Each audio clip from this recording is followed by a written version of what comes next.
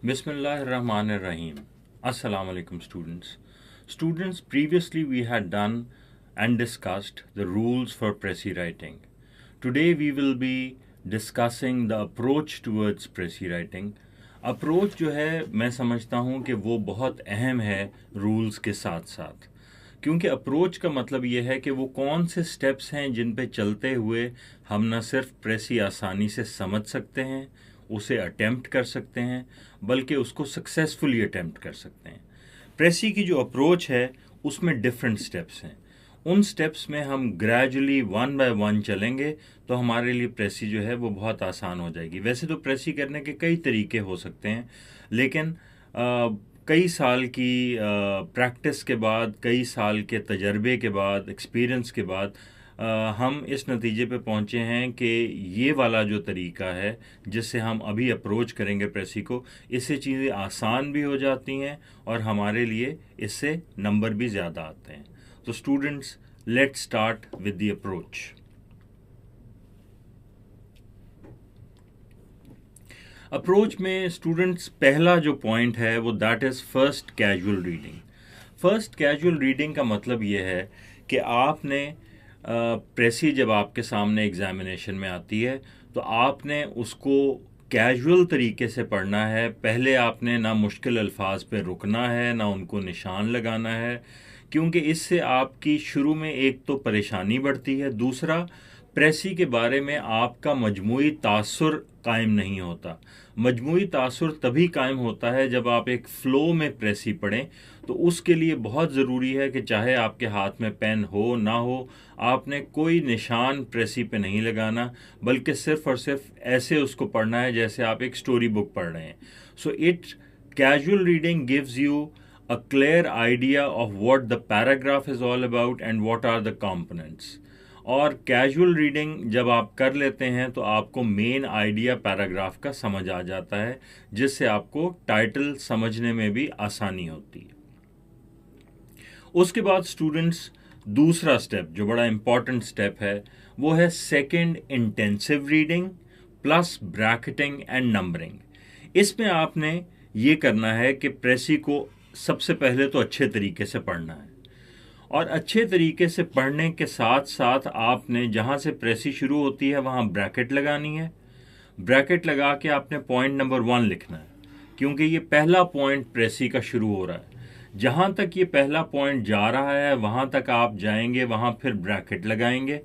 Bracket लगाने के बाद आप समझते हैं कि इस पॉइंट से दूसरा पॉइंट शुरू हो रहा है, आगे मज़ीद एक्सप्लेन कर रहा है, तो आप फिर वहाँ सेंटेंस के शुरू में और जहाँ तक ये जा रहा है आपके ख्याल में वहाँ ब्रैकेट लगाएंगे। ये आपका पॉइंट नंबर 2 होगा। इससे आसानी ये होती है कि हमारी प्रेसी जो है, rather than being an entire paragraph that we have to make a precis of, इसको हम छोटे छोटे हिस्सों में बांट लेते हैं। हो सकता है कि ये 3 पॉइंट्स हों, हो सकता है 5 हों, लेकिन ये आपकी उस वक्त की अंडरस्टैंडिंग पे है।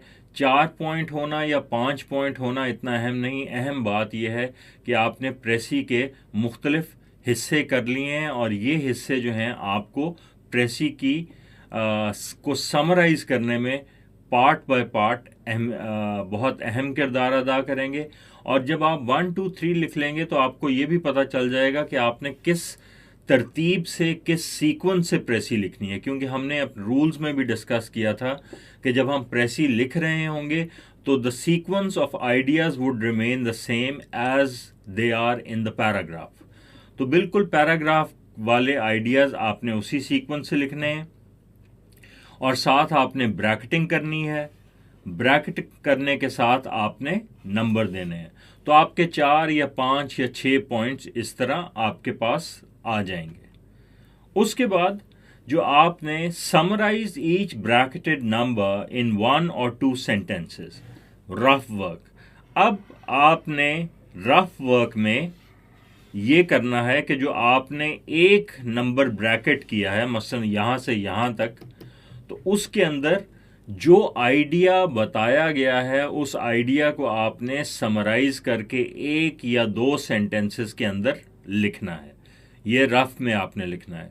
इससे होगा ये रफ में लिखने से कि बजाय आप नीट पे लिखें और नीट पे आपको पहले ड्राफ्ट के बाद करेक्शन करनी पड़े, तो वो बहुत बुरा और एमेच्योरिश लगेगा और उसके आपके नंबर कटेंगे। लिहाजा ये वाला स्टेप रफ वर्क में करना ही बहुत ज़रूरी है। जब आप सारे पॉइंट्स को ब्रैकेट कर लेंगे और आपके पास अगर फ़र्ज़ करें 5 पॉइंट्स हैं और उनके 6 या 7 सेंटेंसेस आपके पास बन जाते हैं, तो अब अगला स्टेप ये है कि आपने ये देखना है कि ये जो आपने इसको समराइज किया है इसके वर्ड्स कितने बनते हैं, क्योंकि वर्ड्स जो हैं वो 1/3 प्रेसी के होना बहुत ज़रूरी हैं, जैसा कि हमने रूल्स के अंदर डिस्कस किया था। So count, next step is count words of all summarized sentences and add, subtract words to make them equal to 1/3 of the original passage. Again, rough work. अब ये वाला स्टेप भी आपने रफ वर्क में करना है। आपने पहले तो वो वर्ड्स गिनने हैं कितने हैं, आया वो 1/3 हैं, 1/3 से ज़्यादा हैं या 1/3 से कम है। अगर 1/3 से कम है तो आप उसके अंदर चंद वर्ड्स ऐड करेंगे और उसे 1/3 बनाएंगे। अगर आपके पास वर्ड्स ज़्यादा हैं तो उनको आप कम करेंगे, फर्दर शॉर्टन करेंगे, समराइज करेंगे और उसे आप 1/3 बनाएंगे। और इसके बहुत आसान से तरीके होते हैं वर्ड्स को ज़्यादा करने के। मसलन आपके 4 या 5 वर्ड ज़्यादा हैं तो और लिखा हुआ है society and the human beings are playing a great role in the development of human civilization. तो आप सिर्फ इतना लिख सकते हैं, development of human civilization depends on human endeavors. आपके वर्ड्स यहीं 3-4 कम हो गए। अगर आपने वर्ड्स बढ़ाने हैं तो एक सेंटेंस में ही आप वर्ड्स इस तरह बढ़ा सकते हैं। अगर लिखा हुआ है man is a social animal, man in societal surroundings is a social animal. 3 आपके वर्ड जो हैं वो सिर्फ इस एक फिक्रे में ही जो है वो कंप्लीट हो गए। और अहम बात यह है कि इसमें आपका अपना कोई आइडिया नहीं होना चाहिए, क्योंकि आइडियाज़ और ओपिनियंस जो हैं या पर्सपेक्टिव वो सिर्फ और सिर्फ ऑथर का काउंट होगा। प्रेसी में आपने अपनी ओपिनियन बिल्कुल नहीं देनी। अब जब आपके पास ये समराइज सेंटेंसेस इकट्ठे हो गए हैं तो अब आपने इनको इस तरह अरेंज करना है, इस तरह सीक्वेंस से अरेंज करना है कि नंबर 1 तो जो आइडियाज़ हैं वो एक सीक्वेंस से सारे के सारे आएँ, जैसे कि प्रेसी के पैसेज में मौजूद हैं। उसके बाद देखने की बात यह है कि जब ये सीक्वेंस में आ जाएं तो इनमें कई दफ़ा लिंकिंग वर्ड्स ऐड करने पड़ते हैं। मसलन देयरफॉर, दस, बिकॉज, ऑल्दो। इससे पैराग्राफ में ज़्यादा सेंस बनती है।